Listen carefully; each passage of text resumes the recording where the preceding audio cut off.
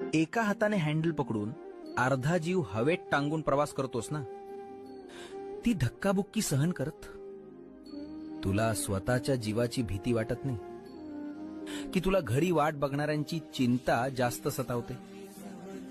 तू फक्त नोकरीला जात नाहीस, तू तुझ्या खांद्यावर संसार घेऊन चाललायस. त्या गर्दीत तुला श्वास घ्यायलाही जागा नसते, पण तू तरीही उभा राहतोस. का?